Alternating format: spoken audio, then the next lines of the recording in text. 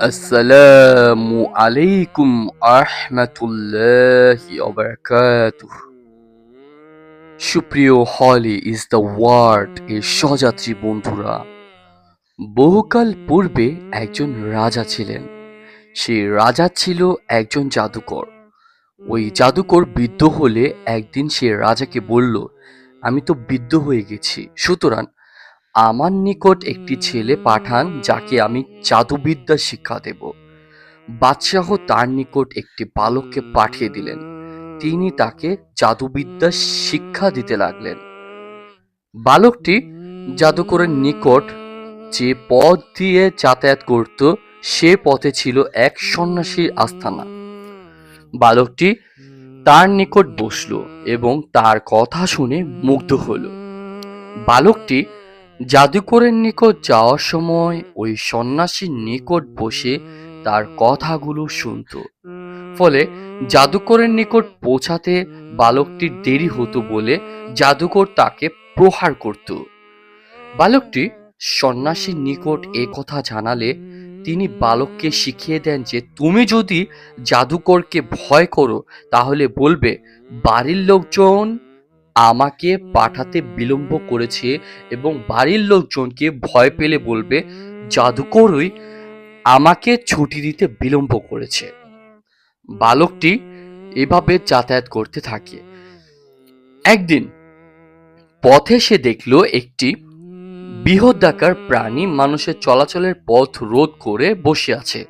বালকটি ভাবল, আজ পরীক্ষা করে দেখব যে জাদুকর শ্রেষ্ঠ না সন্ন্যাসী শ্রেষ্ঠ। অতঃপর সে একটি প্রখর খণ্ড নিয়ে বলল, হে আল্লাহ, জাদুকরের কার্যকলাপ অপেক্ষা সন্ন্যাসীর কার্যকলাপ যদি তোমার নিকট অধিকর প্রিয় হয় তবে এই প্রাণীটিকে এই প্রস্তার ঘাটে মেরে ফেলো, যেন লোকজন যাতায়াত করতে পারে। এই বলে প্রাণীটিকে লক্ষ্য করে সে প্রস্তর খণ্ডটি ছুঁড়ে মারল। প্রাণীটি ওই প্রস্তর ঘাতে মারা গেল এবং লোক চলাচল শুরু হলো। এরপর বালকটি সন্ন্যাসীর নিকট গিয়ে তাকে ঘটনাটি জানালে তিনি তাকে বললেন, বৎস, তুমি এখনোই আমার চেয়ে শ্রেষ্ঠ হয়ে উঠেছ। তোমার প্রকৃত স্বরূপ আমি বুঝতে পারছি। শীঘ্রই তোমাকে পরীক্ষার সম্মুখীন হতে হবে। যদি তুমি পরীক্ষার সম্মুখীন হও তাহলে যেন আমার কথা প্রকাশ করে দিও না। বালকটির দোয়া জন্মন্ত ব্যক্তি চক্ষুমান হতে লাগলো, কুষ্ঠ ব্যক্তি নিরাময় হতে লাগলো এবং লোকজন অন্যান্য রোগ হতেও আরোগ্য লাভ করতে লাগলো। এদিকে রাজার একজন সহচর অন্ধ হয়েছিল। সে বহু উপটিকন সহ বালকটির নিকট গিয়ে বলল, তুমি যদি আমাকে চক্ষুমান করে দাও, অর্থাৎ চক্ষু ভালো করে দেওয়ার চেষ্টা করো, তাহলে এই সবই তোমার। বালকটি বলল, আমি তো কাউকে আরোগ্য করতে পারি না, বরং রোগ ভালো করেন আল্লাহ তাআলা। অতএব আপনি যদি আল্লাহর প্রতি ঈমান আনেন তাহলে আমি আপনার রোগ মুক্তির জন্য আল্লাহর নিকটে দোয়া করতে পারি, তাতে তিনি হয়তো আপনাকে আরোগ্য দান করতেও পারেন। ফলে লোকটি আল্লাহর প্রতি ঈমান আনলো। আল্লাহ তাকে আরোগ্য দান করলেন। পূর্বের ন্যায় তিনি রাজার নিকটে গিয়ে বসলে রাজা তাকে জিজ্ঞাসা করলেন, কে তোমাকে দৃষ্টিশক্তি ফিরিয়ে দিল? সে বলল, আমার রব। রাজা বললেন, আমি ছাড়া রব আছে কি? সে বলল, আমারও আপনার ওপরের রব আল্লাহ। এতে রাজা তাকে ধরে তার উপর নির্যাতন চালাতে থাকে। অবশেষে সে বালকটির নাম প্রকাশ করে দিল। অতএব বালকটিকে রাজ দরবারে আনা হলো। রাজা তাকে বললেন, বৎস, আমি জানতে পারলাম যে তুমি তোমার জাদুর গুণে জন্মান্ত ও কুষ্ঠ ব্যক্তিগণ লোকদের রোগ নিরাময় করেছ এবং অনন্য কঠিন রোগও নিরাময় করে চলেছ। বালকটি বলল, আমি কাউকে রোগ মুক্তি করি না, রোগ মুক্তি করেন আল্লাহ সুবহানাহু ওয়া তাআলা। তখন রাজা তাকে পাকড়াও করে তার উপর উৎপতন চালাতে শুরু করলো এক পর্যায়ে সে সন্ন্যাসীর কথা প্রকাশ করে দিল। তখন সন্ন্যাসীকে ধরে আনা হলো এবং তাকে বলা হলো, তুমি তোমার ধর্ম পরিত্যাগ করো। কিন্তু সে অস্বীকৃতি জ্ঞাপন করলো। তখন রাজার আদেশক্রমে করাত নিয়ে আসা হলে তিনি তা তার মাথার মাঝখানে বসালেন এবং তার মাথা ও শরীর চিরে দ্বিখণ্ডিত করে ফেললেন। তারপর রাজার সহচরে আনা হলো এবং তাকেও তার ধর্ম ত্যাগ করতে বলা হলো, কিন্তু সেও অস্বীকার জানালেন। তাকেও করাত দিয়ে চিরে দ্বিখণ্ডিত করা হলো। তারপর বালকটিকে হাজির করে তার ধর্ম পরিত্যাগ করতে বলা হলো। বালকটিও নিজ ধর্ম পরিত্যাগ করতে অস্বীকার করল। তখন রাজা তাকে তার লোকজনের নিকট দিয়ে বললেন, তোমরা একে অমুক পাহাড়ে নিয়ে যাও এবং তাকে সঙ্গ করে পাহাড়ে আরোপণ করতে থাকো। যখন তোমরা পাহাড়ের উচ্চ শৃঙ্গে পৌঁছবে তখন তাকে তার ধর্ম পরিত্যাগ করতে বলবে। সে যদি অস্বীকার করে তাহলে তোমরা তাকে সেখান থেকে নিচে ছুঁড়ে ফেলে দেবে। তারা বালকটিকে নিয়ে পাহাড়ের উপরে উঠতে বালকটি দোয়া করল, হে আল্লাহ, তোমার যেভাবে ইচ্ছা হয় সেভাবে তুমি আমাকে এদের কাছ থেকে রক্ষা করো। তৎক্ষণাৎ পাহাড়টি কম্পিত হয়ে উঠল এবং তারা নিচে পড়ে মারা গেল। আর বালকটি সুস্থ দেহে রাজার নিকট এসে উপস্থিত হলো। তখন তাকে বললেন, তোমার সঙ্গীদের কি হলো? তখন সে বলল, আল্লাহই আমাকে তাদের হাত থেকে বাঁচিয়েছেন। তারপর রাজা তাকে তার একদল লোকের নিকট সমর্পণ করে আদেশ দিলেন, একে একটি বড় নৌকায় উঠিয়ে নদীর মাঝখানে নিয়ে যাও। যদি সে নিজ ধর্ম পরিত্যাগ করে তো ভালো, নচেৎ তাকে নদীতে নিক্ষেপ করো। তারা বালকটিকে নিয়ে মাঝ নদীতে পৌঁছালে বালকটি পূর্বের ন্যায় দোয়া করল, হে আল্লাহ, তোমার যেভাবে ইচ্ছা হয় সেভাবে তুমি আমাকে এদের হাত থেকে রক্ষা করো। এতে নৌকা ভীষণভাবে কাত হয়ে পড়ল, ফলে রাজার লোকজন নদীতে ডুবে মারা গেল।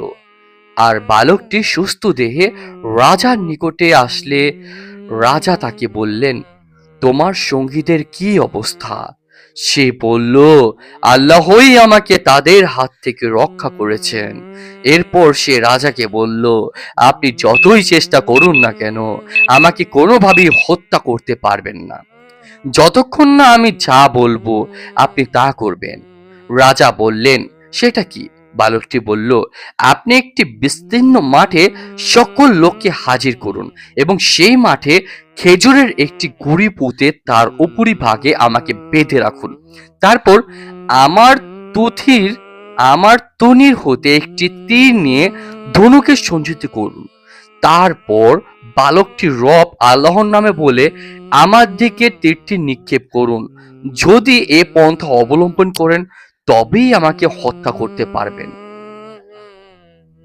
বালকের কথা মতো এক বিস্তীর্ণ মাঠে রাজা সকল লোককে সমাবেত করলেন এবং বালকটিকে একটি খেজুর গাছের গঠির উপরে বাঁধলেন। তারপর রাজা বালকটির তনির হতে একটি তীর নিয়ে ধনুকের মাঝখানে সঞ্চিত করলেন। তারপর বালকটির রব আল্লাহর নামে বলে বালকটির দিকে তীর নিক্ষেপ করলেন। তীরটি বালকের চোখ ও কানের মধ্যভাগে বিদ্ধ হলো। বালকটি এক হাতে তীরবিদ্ধ স্থানটি চেপে ধরল, অতঃপর সে মারা গেল। এই দৃশ্য দেখে উপস্থিত জনগণ বলে উঠল, আমরা বালকটির রবের প্রতি ঈমান আনলাম, আমরা বালকটির রবের প্রতি ঈমান আনলাম, আমরা বালকটির রবের প্রতি ঈমান আনলাম। তারপর রাজার লোকজন তার নিকট গিয়ে বলল, আমরা যা আশঙ্কা করেছিলাম তাই শেষ পর্যন্ত ঘটে গেল। সব লোক বালকটি রবের প্রতি ঈমান আনলো। তখন রাজা রাস্তাগুলির চৌমাথা প্রকাশ্য গর্ত খনন করার নির্দেশ দিলেন। তার কথা মতো গর্ত খনন করে তাতে আগুন প্রজ্বলিত করা হলো। তারপর রাজা হুকুম দিলেন, যে ব্যক্তি বালকের ধর্ম পরিত্যাগ করবে না তাকে ওই আগুনের মধ্যে নিক্ষেপ করে পুড়িয়ে মার, অথবা তাকে বলবে তুমি এই আগুনে ঝাঁপ দাও। রাজার লোকেরা তার হুকুম পালন করতে লাগলো। ইতিমধ্যে একজন রমণীকে তার শিশুকন্যা সহ উপস্থিত করা হলো। রমণীটি আগুন ঝাঁপ দিতে হতস্পত করতে থাকলে শিশুটি বলে উঠল, মা, সবর অবলম্বন করো, আগুনে প্রবেশ করুন, কেননা আপনি হক পথে আছেন। পবিত্র কোরআনের সূরা বুরুজে এই ঘটনার দিকে ইঙ্গিত করে বলা হয়েছে, অভিশপ্ত হয়েছে গর্তওয়ালারা, অর্থাৎ অনেক ইন্ধনের অগ্নিসংযোগকারীরা, যখন তারা তার কিনারায় বসেছিল এবং তারা বিশ্বাসীদের সাথে যা করেছিল তা নিরীক্ষণ করেছিল। তারা তাদেরকে শাস্তি দিয়েছিল শুধু এই কারণে যে তারা প্রশংসিত পরাক্রান্ত আল্লাহর প্রতি বিশ্বাস স্থাপন করেছিল। বুরুজ আয়াত 4-8, সহি মুসলিম 3500, জুহদ ও রিক্কাক অধ্যায় অনুচ্ছেদ 16। সুহাইব বিন সিনান আল রুমি রাদিয়াল্লাহু তাআলা আনহু হতে বর্ণিত, আহমদ হাদিস নম্বর 23976। এ থেকে শিক্ষা, প্রত্যেকটি আদম সন্তান স্বস্বভাব ধর্ম ইসলামের ওপর জন্মগ্রহণ করে। মুমিন বান্দা সর্বদা আল্লাহকে স্মরণ করবে এবং কায়মন বাধ্য তার নিকট দোয়া করবে। রোগ মুক্তির মালিক একমাত্র আল্লাহ তাআলা, কোনো পীর ফকির বা সাধু সন্ন্যাসী নয়। আল্লাহর পথে নির্ভীক সৈনিকেরা বাতিলের সামনে কখনো মাথা নত করে না। মুমিন দুনিয়াবাদী জীবনে পদে পদে পরীক্ষার সম্মুখীন হবে, এর মাধ্যমে আল্লাহ তার ঈমানের মজজুবি পরখ করেন। হকের বিজয় অবশ্য স্থানীয়।